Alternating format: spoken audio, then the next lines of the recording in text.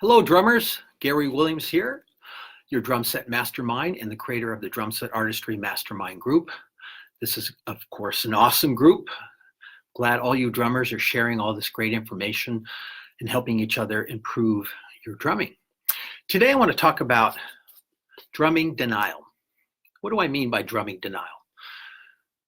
To me, that means denying that there's something secretly that you'd really like to be better at, but you're not really getting any help. You're not asking for help. You know, it's like in school, you didn't want to raise your hand when you had a question because that would display that you didn't know what was going on. And so you might feel ashamed or embarrassed that people would judge you because you didn't already know what's going on. To be quite honest, when I was in school and I saw a kid raise his hand and ask a question that was kind of relatively simple, I actually thought, well, you know, at least he has the guts to ask, because I got into a situation when I was younger that I was really afraid to ask questions because it would display that I didn't know something about something and I would be fearful that people would judge me. I finally got over that. I had a couple of very interesting experiences that really shifted my focus in wanting to stop being in denial of what's going on. But I will share with you a couple of stories that happened to me. I was in a band shortly out of high school at 18 with all these older people. They were in their mid-20s, but I thought they were old compared to me at 18. So I was learning some of these older people's music. It wasn't my music that my friends grew up listening to, but it was a band that played every weekend, and I actually paid my way through college playing professionally on weekends. So it was a good thing in that respect. But they wanted to do this song by a band called Little Feat, and the drummer is Richie Hayward. This guy has kind of a New Orleans swampy kind of vibe about his drumming.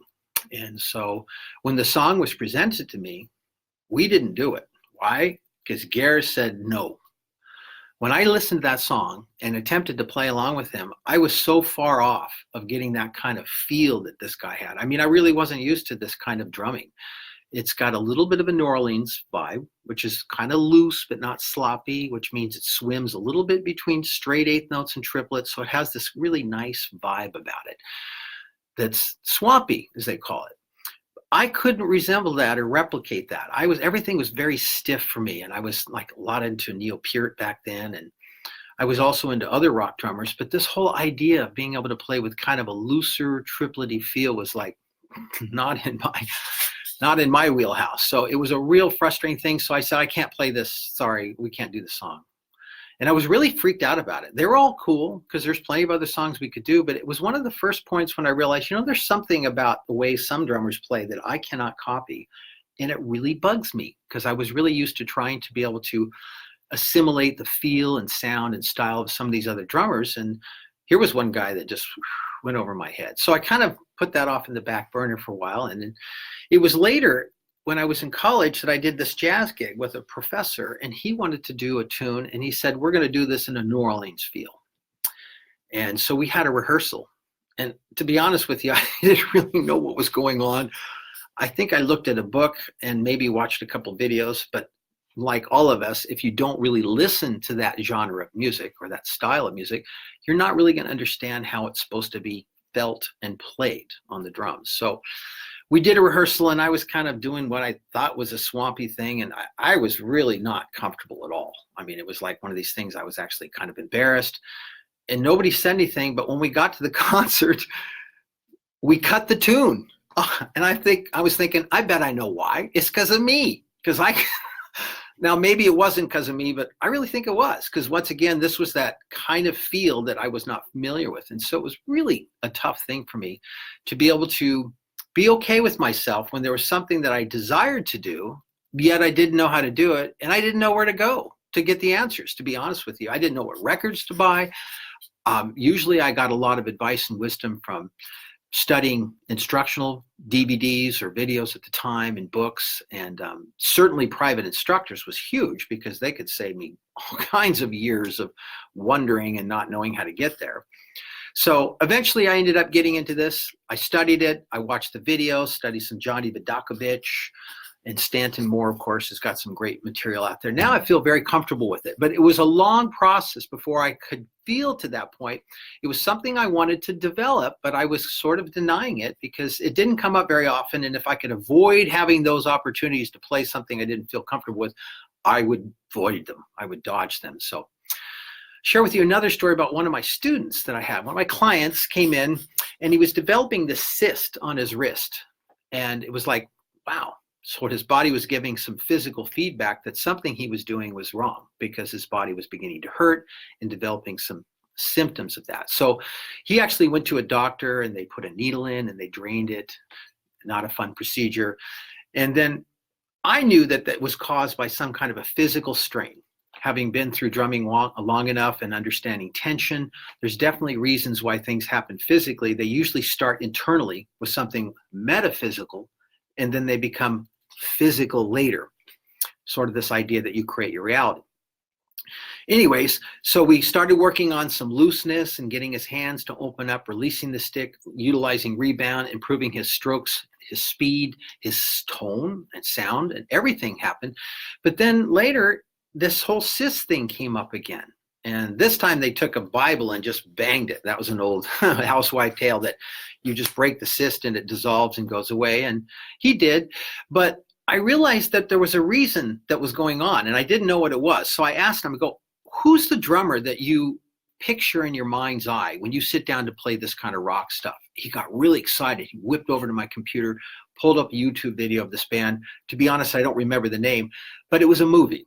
What do I mean? It was music television. This was not a band that was playing live. This was a band that was imitating the playing. They were basically going through the motions, but the recording that you heard, like all MTV videos for the most part, was the actual audio recording from the CD or the record itself. And then they're up there just acting. So this guy's moving his hands way over his head. He looked like he was holding nunchucks going into a boxing ring ready to beat up a guy. I mean, it's so funny that you see these advertisements on the back of magazines and guys are grimacing. They look like they're going to fight and go to battle. That's not music for me anyways. I mean, it's fun to be a tough guy, but what was happening is he was clenching onto the stick so tightly that every time he struck something, because he was going at it like he was boxing and fisting somebody, he was absorbing massive impact shock and his body was responding. So it was one of those things where he had to do this whole shift in the way he was looking and approaching the instrument, because the role model in his mind's eye was a guy that was actually faking the way he plays. And I said, there's no way this guy could be playing like this in the studio. I've been in the studio a lot. You've got overhead microphones. If he raised his arms like that, he'd be bashing the mics. This is all for just a big fat display. It's a movie. It's not reality. So these were some of the things that he had to really grasp, because he was sort of like locked up into this fantasy land that he could just act like this and somehow that would make his drumming sound better. So we do get a lot of social programming as to what we should look like. But then the reality is, what do we really want to learn? I can remember a point when I was so tense with my feet, it was just driving me crazy. I was trying to play these samba beats and my bass drum foot would get all tense. So I finally at one point said, why am I so damn tense? So I just sat down and I kept slowing the metronome down, and I had to get way down to like 50 or 45 beats per minute to be able to finally play something where there was no physical tension in my body. Now, it took me years to finally realize that if I'm going to get over this tension issue that I had, which was mostly mental and psychological stuff that was affecting the way I approached the drum physically, again, the inner side has a major impact on what goes on outside of your body on the drums, that if I was going to stop being in denial of this tension that I had to just slow down and slow down. I mean, it was like ridiculous. And in fact, I had this experience that was really freaky. I was playing the samba exercise and I stopped playing and I noticed my floor tom just jiggle. And I was like, at first I got spooked like ghosts, or of course, I didn't think that. So I started playing again. And then I noticed that I was so tense in my right leg that I was literally burying my right leg into the floor tom to try to sort of push in the tension, like gritting your teeth or chewing your fingernails, or all those things that we do because we're tense. And I thought, wow, your leg is so tense, it can't even relax. So I moved the floor tom away and I thought, okay, I'll fix that. So I started playing again, and pretty soon my knee was pushing against the snare drum. God, I was like, oh my gosh, I can't even relax my leg when I play. So I moved the snare drum away and I sat there and I looked at my foot almost in bewilderment as it tried to find something to release the tension against.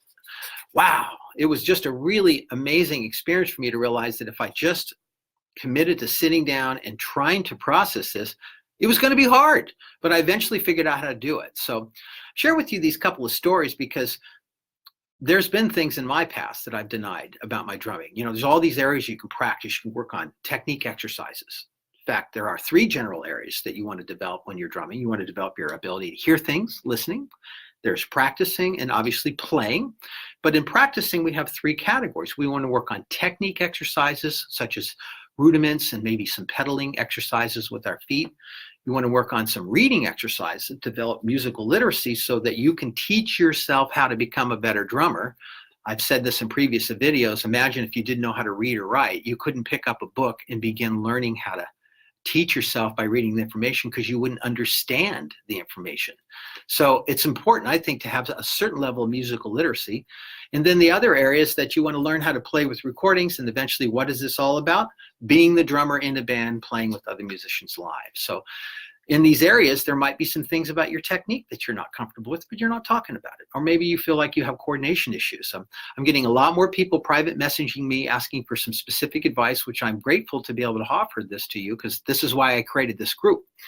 I've been playing the drums for 46 years, teaching for 38 years, so I do consider myself an expert in many, if not almost all aspects of drumming. So if you do have a drumming issue that you really are sort of secretly denying, but you're ready to make that shift and invest in yourself and improve your drumming, then you might consider private messaging me now, because I think that we could probably work out a good relationship, make sure we're a good fit, and I can offer you some of the coaching options I have to help improve your drumming. So if you're ready to bust out of this drumming denial, get into improving some aspects of your drumming that you currently don't feel are really great, I'm here to help. So get a hold of me, and I will be happy to talk with you about what I can offer you and see if we're a good vibrational match to work together, a good fit, and I'll offer you some of the options I have, because there's quite a few I have, and I think you'll like them. So until then, be nice to yourself, continue practicing, enjoy this great Memorial weekend that's coming up. There will be no Facebook Live on Monday and take the day off, but I will see you guys back again on Thursday, and I will also see you in the group. So hang in there, have a great weekend, and we will talk to you guys in the very near future. Take care.